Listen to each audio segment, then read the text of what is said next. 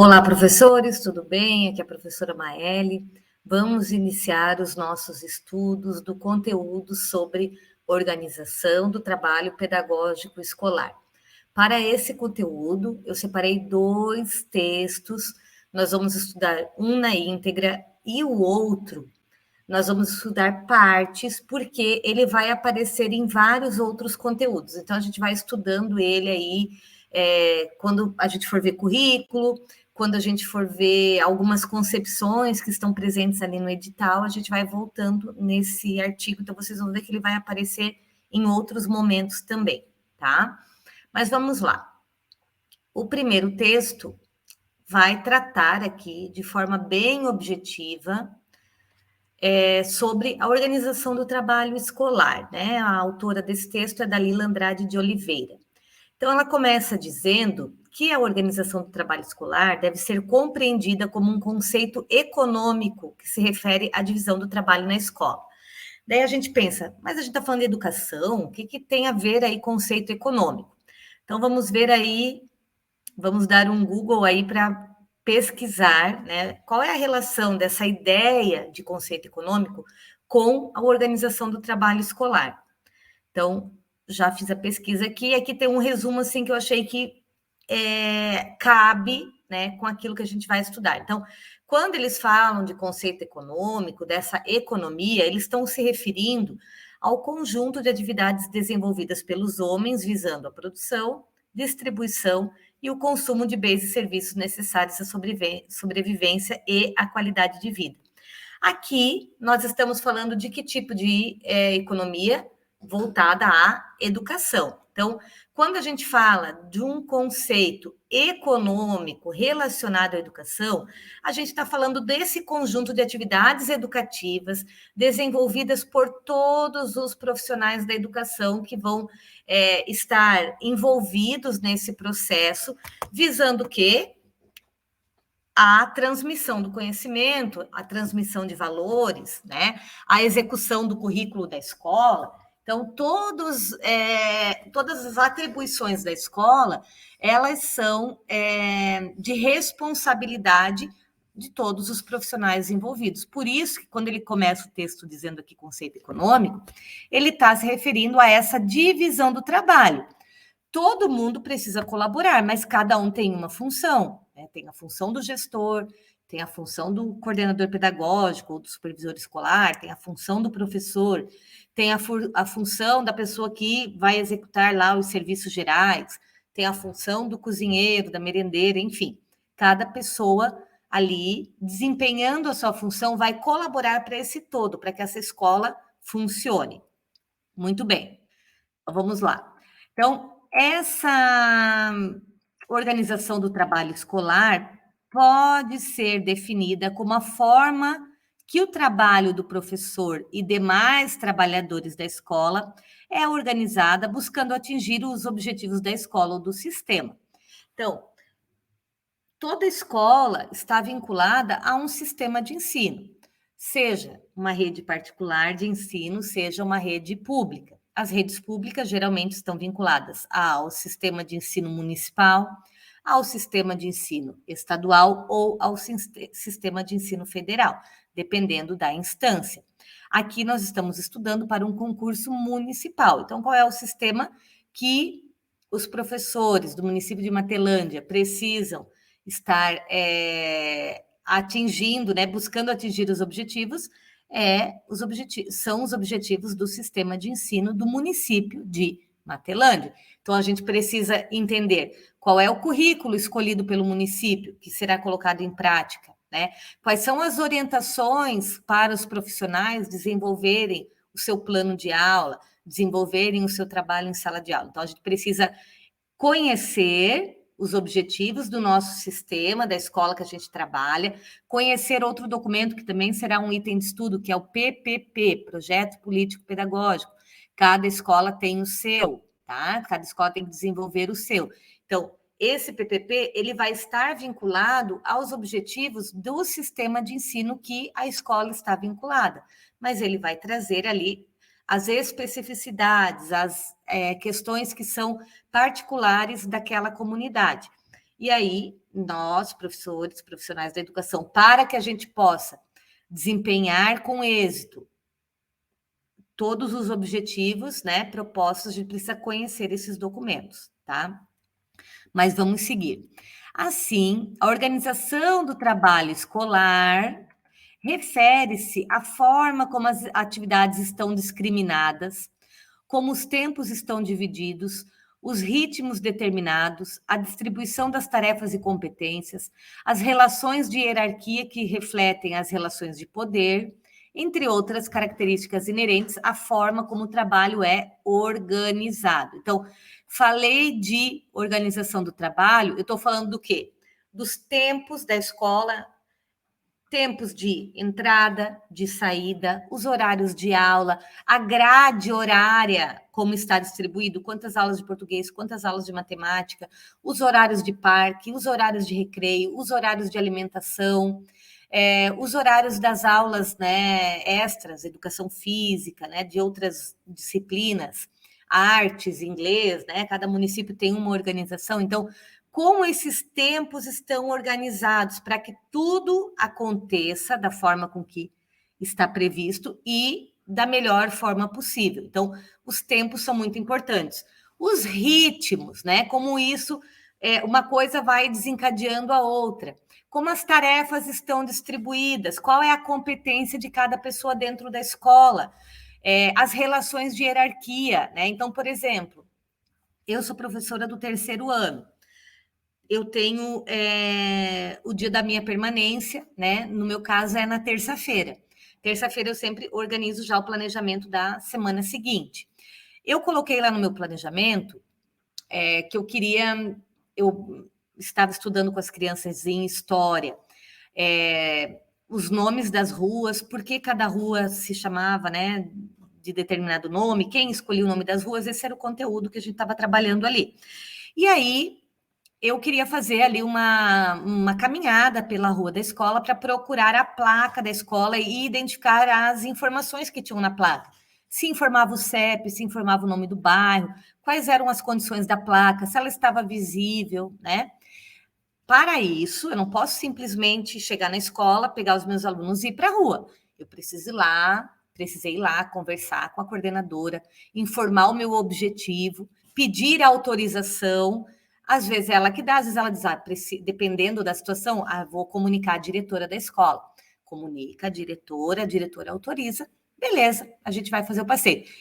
É um passeio que precisa avisar os pais, a gente vai precisar mandar bilhete, não vai precisar mandar bilhete. Então, tudo isso tem as pessoas que desempenham na escola os papéis que vão tomar essas decisões. No caso da minha escola, é a pedagoga, né, que ou ela toma a decisão ou ela conversa com a diretora para elas tomarem a decisão e comunicarem ao professor. Então, eu sei que quando eu vou fazer um planejamento, dependendo da estratégia, eu preciso da autorização de outras pessoas. Existe essa relação de hierarquia, né, uma relação de respeito, uma relação de troca, né? Mas a gente precisa respeitar essas relações, tá? Então, respeitar as relações de hierarquia e outras características, né, que são aí próprias da organização do trabalho. Por tais razões, a organização do trabalho deve ser compreendida à luz das teorias econômicas e pelas contribuições aportadas pela sociologia do trabalho no campo da educação. A organização do trabalho escolar é dependente da organização escolar, no sentido que, de acordo com a educação escolar, como a educação escolar está estruturada, ou seja, se por regime seriado ou por ciclos de formação, se modulado ou se a escola é itinerante, tem-se uma forma de organização do trabalho distinta. Então, dependendo da forma com que a sua escola se organiza pedagogicamente, o trabalho dos profissionais envolvidos será também organizado, né, de uma forma diferente. Às vezes, escolas rurais, né, escolas do campo, eles têm até um horário diferenciado das escolas urbanas, né?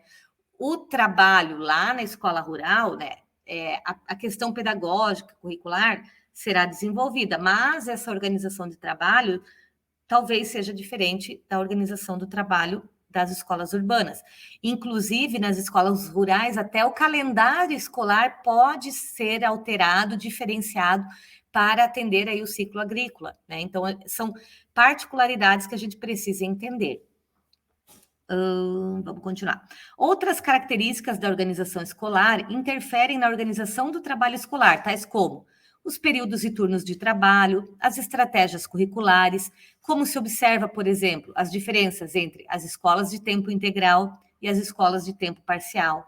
As mudanças, né? Então, a gente precisa considerar todas essas características da escola, porque essas características elas vão interferir diretamente nessa organização do trabalho. Então, o que esse texto está querendo dizer? Que nem todas as escolas trabalham da mesma forma. Uma escola de tempo integral vai ter uma organização diferente de uma escola de tempo parcial, né? Então, as questões são diferenciadas. A minha escola, por exemplo, talvez seja até o caso de algumas escolas que vocês vão trabalhar, atende a pré-escola. Nem todas as escolas de ensino fundamental têm pré-escola no mesmo prédio, algumas têm, outras não. As escolas que têm pré-escola têm uma organização de trabalho diferente. Por exemplo, a pré-escola tem horários diferenciados, tanto de entrada, principalmente de saída e de entrada também, né? Para atender a necessidade ali, né? Zelar pela segurança das crianças que são pequenas, né? Diferente das crianças maiores, né? Que têm uma autonomia maior. Então, a gente precisa considerar essas especificidades para organizar o nosso trabalho. Eita, cachorrinho latindo. Vamos continuar. As mudanças trazidas pela legislação das últimas 2 décadas sobre a organização escolar repercutiram diretamente sobre a organização do trabalho escolar, pois passaram a exigir mais tempo de trabalho do professor e de outros trabalhadores da escola para responder às novas demandas que se ampliaram na sua jornada de trabalho. Essas demandas, que se traduzem em mais tempo, tanto de maneira extensiva quanto intensiva, acabam resultando em intensificação do trabalho quando esse tempo não é aumentado na sua jornada objetivamente. Além disso, as mudanças na organização escolar tendem a alterar a divisão de trabalho na escola, na eliminação de algumas rotinas e o estabelecimento de outras, na extinção ou substituição de hierarquias, na demanda por novos procedimentos profissionais. Uma mudança significativa na organização escolar, no que se refere ao ensino fundamental, é a regulamentação na LDB da ampliação de 180 dias letivos para 200 ou 800 horas, conforme o disposto no inciso 1 do seu artigo 24. Dentre muitas mudanças importantes que a referida lei e outras normativas trouxeram, ressalta-se o fato de que os trabalhadores devem participar da gestão da escola, da escolha direta para diretores e coordenadores escolares, além de representação junto aos conselhos escolares, dos quais eles devem ser eleitores e postulantes. Então, aqui, ó, ele cita uma mudança na LDB que alterou toda a dinâmica da organização de trabalho das escolas. Então, antes, as escolas elas tinham que cumprir 180 dias letivos. Hoje, né, já faz algum tempo, desde que a LDB regulamentou 200 dias letivos. Então, todo mundo vive essa realidade hoje. Temos que cumprir 200 dias letivos e 800 horas distribuídos aí dentro desses 200 dias letivos, né? A ideia também que a LDB traz da gestão democrática, onde todos os profissionais, né, precisam participar desse processo de gestão, da escolha dos diretores, participar dos conselhos escolares, votando ou também atuando, isso tudo muda a forma de organização de trabalho, as hierarquias, né, desenvolvidas e atuantes aí na escola, tá?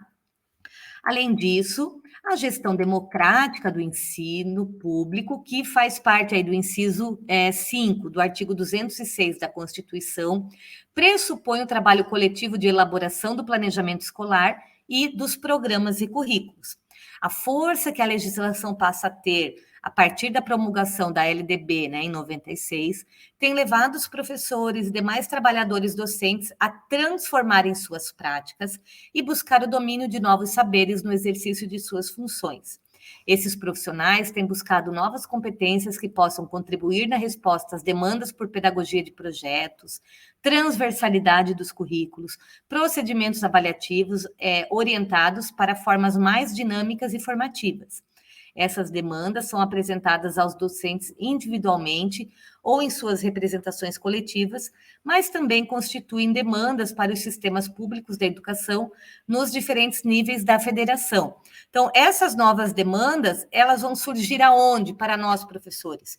No dia da permanência, no dia, né, da nossa hora atividade, que também foi uma alteração da lei, né, onde orienta que todos os profissionais da educação, os professores, né, que estão atuando em sala de aula, precisam ter 33% da sua carga horária destinada ao planejamento, formação continuada e avaliação, tá? Então, são essas 3 atribuições que devem ser executadas ao longo da hora atividade.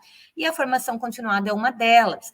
Então, essa demanda de formação também mudou, por exemplo, o papel do supervisor escolar ou do pedagogo, né, da escola, que precisa garantir essa formação continuada para o professor, tanto nos momentos de hora atividade, como, né, esse profissional desenvolvendo essa formação com os professores, ou os professores participando dessa formação em locais, né, determinados aí pela Secretaria de Educação, formação em rede e tudo mais, certo? Então, esse texto, ele traz referência aí a pontos importantes da legislação, né, como a LDB, a Constituição, e é um texto aí também baseado na Oliveira, que é uma autora aí super utilizada em provas, né, citada nas bancas, que ela fala sobre mudanças na organização e gestão do trabalho da escola. O outro artigo que eu falei para vocês, a gente não vai estudar ele hoje por completo, tá? Mas eu gostaria que vocês, né, pegassem aquele caderninho que eu pedi para que vocês separassem para nosso grupo de estudos e anotasse essa síntese para que a gente tenha gravado aí, né, o conceito de organização do trabalho escolar, tá? Então, ele vai dizer o seguinte: um dos pontos primordiais na educação escolar se refere a essa organização do trabalho pedagógico. O que vai envolver o trabalho pedagógico? Então, escreve aí, organização do trabalho pedagógico, e faz uma flecha. Planejamento, execução desse planejamento e avaliação, visando atingir aí um determinado fim. A educação escolar, ela é sempre uma atividade intencional e orientada para um fim, que, né, diz respeito à formação humana, ou seja, a formação das novas gerações que a gente abriga nos nossos ambientes escolares. Esse conceito e esses 3 tópicos que eu pedi para vocês anotarem, planejamento, execução e avaliação, ele serve, né, para o professor e para todos os envolvidos no contexto escolar. O gestor, ao longo do desenvolvimento da sua atividade escolar, ele também planeja sua rotina, executa e avalia o seu trabalho. O pedagogo também precisa planejar, executar e avaliar o seu trabalho. A cozinheira também precisa planejar, executar e avaliar o seu trabalho. Então, todos os profissionais que estão desenvolvendo um trabalho pedagógico e educativo na escola, todos têm o mesmo objetivo, que é o quê? A formação humana, a formação integral dos estudantes. E para que essa formação aconteça de forma plena, como é esperado aí, né, pelos nossos dirigentes, a gente precisa ter um trabalho consolidado de planejamento, execução e avaliação. Muito bem, então a gente finaliza aqui o nosso primeiro tópico, onde nós estudamos sobre planejamento escolar e organização do trabalho escolar, e vamos para o próximo tópico, que é o currículo.